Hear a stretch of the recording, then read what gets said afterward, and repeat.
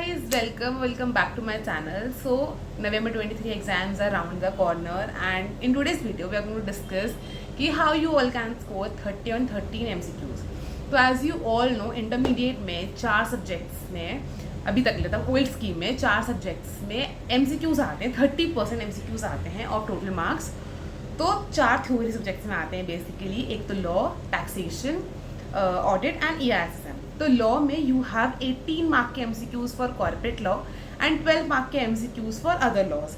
Same in taxation you have 18 marks के MCQs for direct taxation and 12 mark के MCQs for indirect taxation.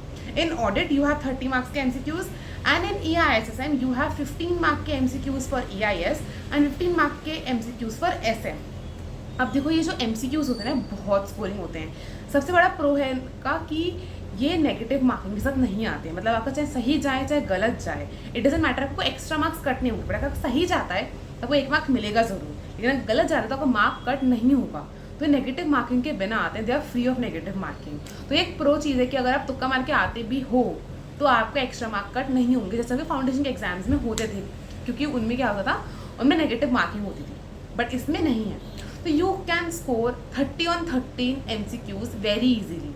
ठीक है, उसके लिए I am giving you some tips and tricks. इस video में हम उसी के बारे में बात करने वाले हैं regarding all those tips and tricks which you can use and you can score 30 on 13 MCQs. Because believe me, अगर आपको 30 में से 25 नंबर भी आ रहे ना, या फिर अगर 30 में से 25 नंबर या 25 या फिर 28-29 नंबर भी आ रहे ना, तो imagine you only need 15 to 20 marks more to get passed. तो बहुत ईजी चीज़ हो जाती है कि रेस्ट ऑफ द 70 मार्क्स में से आपको सिर्फ और सिर्फ 15-20 मार्क्स चाहिए पास होने के लिए. ठीक है, तो let's start with the video and let's begin with some tips you can use. Tip number 1, conceptual clarity. देखो जो MCQs होते हैं ना, वो बहुत बीच में से पूछे जाते हैं. मतलब किसी भी कॉन्सेप्ट के बीच में से क्वेश्चन उठा के पूछ लेंगे. इसके लिए इंपॉर्टेंट है कि you should have conceptual clarity regarding the topic, कि वो टॉपिक बात किसके बारे में कर रहा है, उसका मतलब उस टॉपिक को प्रॉपर्ली समझना पड़ेगा. दिल दिमाग सबको खुला रख के समझना पड़ेगा उस टॉपिक को, तब जाके आप उस टॉपिक के रिलेटेड MCQs को सॉल्व कर पाओगे. बिकॉज MCQs कभी कभी ना केस बेस्ड भी आ जाते हैं. कभी कभी क्या होता है कि MCQs तो घुमा कर आते हैं कि अगर आपको इंटीरियर मतलब कोर ऑफ द टॉपिक नहीं पता होगा ना, तो तब तक आप उस MCQ को सॉल्व नहीं कर पाओगे.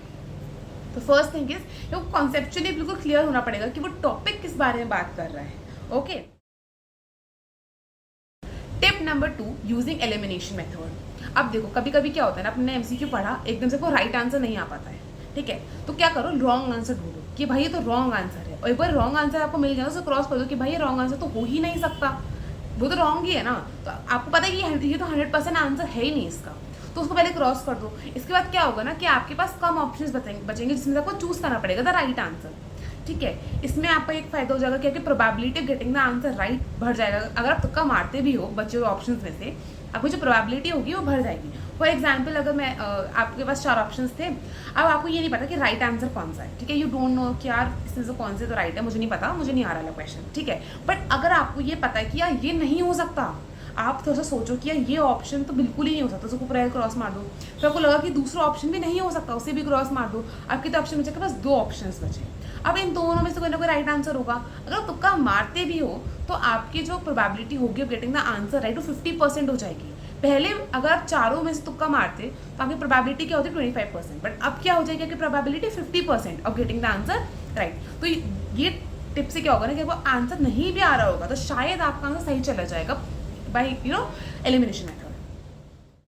टिप नंबर 3, अब बच्चे पूछते हैं कि कहाँ से सॉल्व करने हैं MCQs, कौन सी बुक से रेफर करने हैं MCQs, प्रैक्टिस नहीं हो पा रही है MCQs की, कहाँ से ढूंढें. अरे ICSI ने इतनी अच्छी बुकलेट दे रखी है MCQs की. तो when you go on the ICSI का BOS नॉलेज पोर्टल, उस पर ना चारों सब्जेक्ट्स की अलग अलग से MCQ बुकलेट है. ICSI की MCQ बुकलेट है. उस बुकलेट में अराउंड तो 1000 से ज़्यादा MCQs होंगे. बिकॉज वो बुकलेट अराउंड 181 या 185 पेजेस की है. तो बहुत क्वेश्चंस हैं. मतलब वो बुक ऐसी है कि अगर आप पूरी सॉल्व भी नहीं कर पाओगे, उसको आपको सॉल्व करने के लिए भी काफ़ी टाइम लगेगा. बिकॉज वो बहुत मोटी बुक्स में. मैंने क्या करा था, मैंने उनको डाउनलोड करके प्रिंट निकलवा लिया था.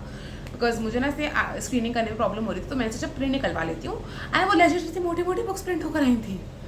तो बिलीव मी, ICSI की जो आपको मटेरियल है वो बेस्ट मटेरियल है, इसके अलावा आपको कोई मटेरियल यूज़ करने की जरूरत नहीं है फॉर MCQs, बिकॉज जो टीचर्स MCQs बनाएंगे ना वो भी उसी बुक में से बनाएंगे, ठीक है, वो कहीं और से MCQs नहीं बनाने वाले, सेम बुक होगी ICI की MCQ बुक लेट होगी जिसमें से MCQs बनकर आने वाले हैं।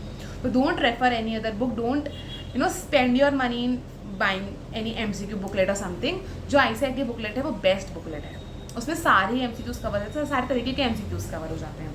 और एक और चीज़ मैं बताना चाहूँगी कि जो MCQ, मुझे एक बच्चा पूछा था ऑन माई प्रीवियस वीडियो कि MCQs पर टफ आते हैं क्या। अरे MCQs, आप एक बात सोचो ना यार, 30 मार्क अगर MCQ आ रहे हैं तो डोंट यू थिंक कि ICI अगर 5 MCQs बहुत टफ दे रहा है तो वो गलत कर रहा है? नहीं यार, अगर वो 30 नंबर के MCQs में से अगर 5 नंबर के MCQs डिफिकल्ट पूछ रहा है या टफ पूछ रहा है, लेंथी पूछ रहा है, तो वो गलत नहीं कर रहा है। इतना तो बनता है यार। फिर एग्जाम ही क्या होगा, सारी चीज़ें आपको आती होंगी तो उसमें तो टफ नहीं आते हैं MCQs, ठीक है। क्या होता है कि 30 मार्क में से 5 मार्क के थोड़े टफ होंगे, 5 मार्क के मीडियम होंगे, एंड जो 50 जो लेफ्ट ओवर मार्क्स होंगे 20 मार्क्स के, उसके थोड़े से लो टू मीडियम रेंज में होते हैं on the basis of difficulty. तो बहुत टफ MCQs नहीं आते हैं और बहुत ईजी MCQs भी नहीं आते कि आप पढ़कर बिल्कुल टिक लगा दोगे, ऐसे भी MCQs नहीं आते हैं। तो आपको MCQ सॉल्व करने के लिए प्रॉपर कंसेप्चुअल क्लैरिटी लेनी पड़ेगी अपने कॉन्सेप्ट की, और उसके बाद जब आप MCQ पढ़ रहे हो तो पहली एक और चीज़ होती है कि you read the MCQs properly, ठीक है। अगर आपने क्वेश्चन पढ़ा ही नहीं है पूरा और उसके बाद आप ऐसे ही हवा में आंसर दे दो तो ऑफकोर्स गलत ही होने वाला है ना। But the fourth tip is कि आप प्रॉपरली MCQs को रीड करो कि यार क्वेश्चन पहले पूरा पढ़ो, केस बेस्ड में भी है तो केस बेस्ड में भी पूरा केस पहले पढ़ो, उसके बाद start solving the MCQs. And that's it for the video, guys. Thank you so much for watching it till the end, and if you have any doubts regarding your CA preparation, so you can always drop a comment in the comment section and I'll surely reply to your comment. Bye bye guys, see you in the next video.